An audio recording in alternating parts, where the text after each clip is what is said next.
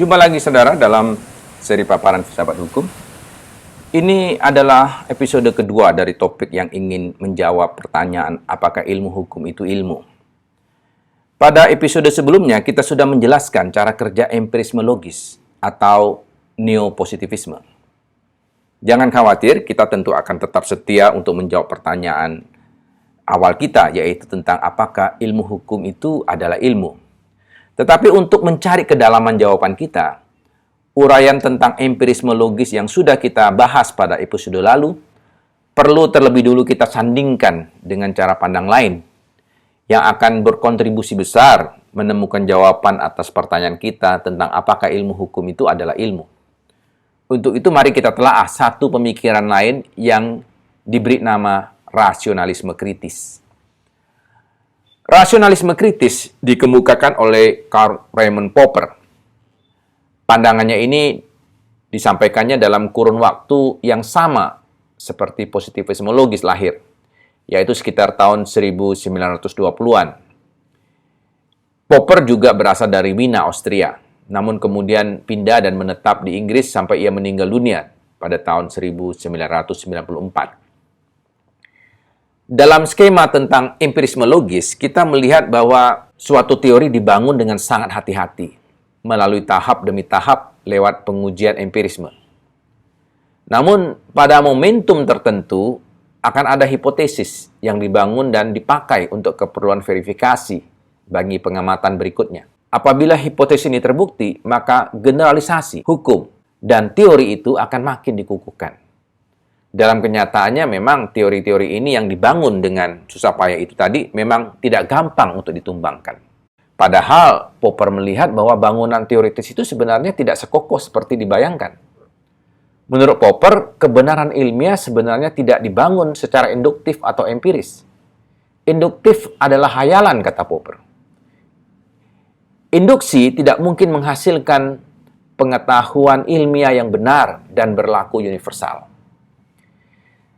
Kita sudah memberi contoh pada episode lalu tentang seorang pengamat meneliti 10 keluarga yang menikahkan anaknya yang belum tamat SD di masa panen. Di mata Popper, kejadian yang menimpa masing-masing keluarga itu tidak mungkin digeneralisasi sebagai kebenaran universal. Tiap-tiap kejadian itu memiliki konteksnya sendiri-sendiri. Pengamat pasti terbatas dalam melihat kejadian pada satu keluarga. Ada fakta-fakta lain yang tidak mampu diamatinya atau sengaja diabaikannya demi mendapatkan satu generalisasi yang dipersepsikan benar.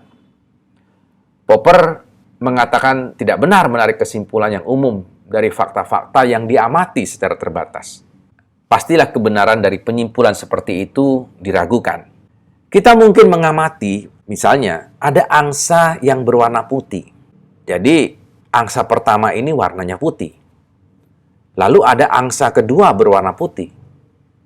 Bahkan juga ada angsa ke-1000 berwarna putih.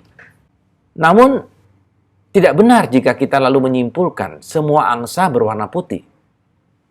Siapa yang berani menjamin bahwa ternyata ada angsa ke-1001 yang tidak berwarna putih? Kesimpulan bahwa semua angsa berwarna putih itu ternyata hanya mungkin benar, tetapi bukan mutlak benar. Ia mungkin benar karena kemampuan pengamatan kita memang baru sampai pada tahap pengamatan 1000 angsa. Ketercukupan sampel sampai kapanpun selalu menjadi persoalan dalam teknik penyimpulan atau inferensi induktif. Popper mengatakan berpikir deduksilah yang lebih menjamin kebenaran ilmiah. Untuk itu pastikan dulu ada kebenaran yang umum, baru kemudian dibangun premis yang lebih sempit cakupannya, yaitu premis minornya. Jika secara umum atau universal suatu premis diyakini benar, walaupun untuk sementara, maka tentu akan benar pula premis lainnya yang lebih spesifik daripada premis umum tadi. Apabila saya berpegang pada premis umum bahwa semua orang pasti akan mati misalnya, maka siapapun yang termasuk kategori orang pasti juga akan mati. Cara bernalar secara deduktif dikenal sebagai rasionalisme. Hanya saja rasionalisme ini harus dilakukan secara kritis. Untuk itu, semua pernyataan yang dianggap benar secara rasio pun harus tunduk pada satu prinsip, yaitu ia harus terbuka untuk diuji ketidakbenarannya.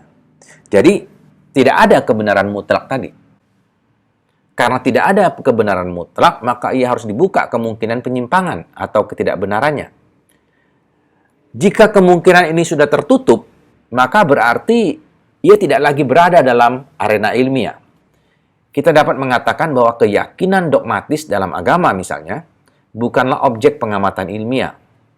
Alasannya adalah ia hanya bisa diverifikasi, tetapi tidak dapat difalsifikasi. Dengan meminjam skema dari Weismann, mari kita gambarkan perjalanan yang dibangun melalui rasionalisme kritis dari Karl Popper. Ilmu menurut Popper memulai perjalanannya dari masalah yang diajukan seseorang atau sekelompok orang. Kita beri kode saja M1. Orang ini tentu sudah memiliki perkiraannya sendiri mengenai bagaimana masalah itu akan diselesaikannya. Jadi di benaknya tidak mungkin kosong sama sekali. Rasionalisme selalu memandang manusia sebagai makhluk yang sudah dibekali dengan ide-ide bawaan, bahkan sejak ia lahir. Kita dapat mengangkat kembali contoh tentang perkawinan gadis di bawah umur, di pedesaan, di Pulau Jawa, sebagaimana kita angkat dalam episode lalu.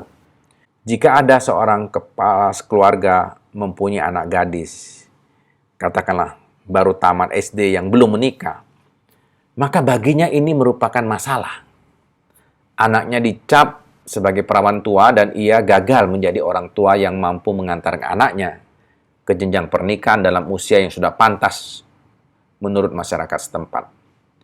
Ia sebenarnya sudah memiliki pilihan tentang cara mengatasi masalah ini, yaitu mengikuti kebiasaan setempat dengan cepat-cepat menikahkan anaknya di musim panen berikutnya.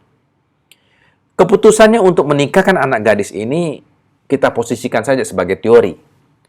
Kita sebut saja T1. Teori T1 ini adalah hasil pemikiran dan bersifat percobaan atau terkaan. Dalam arti bisa tepat dan bisa juga tidak. Teori ini lebih abstrak daripada masalah itu sendiri.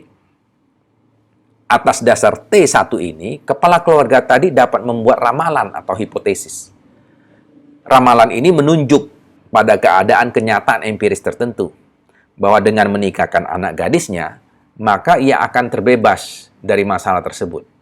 Ia juga melihat penerapan ramalan itu ternyata disukses pada kasus-kasus di keluarga lain, sehingga ia meyakini opsi tadi juga akan sukses pada kasus anak gadisnya.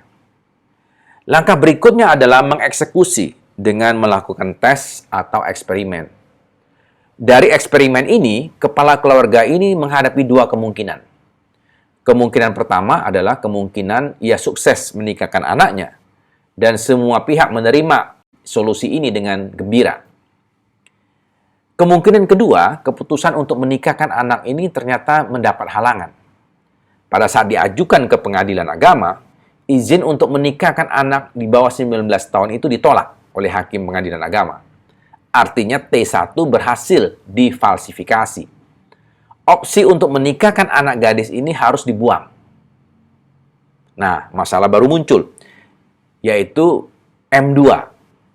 M2 muncul karena di satu sisi anak gadisnya tetap dicap perawan tua oleh masyarakat setempat, sedangkan musim panen sudah akan berakhir.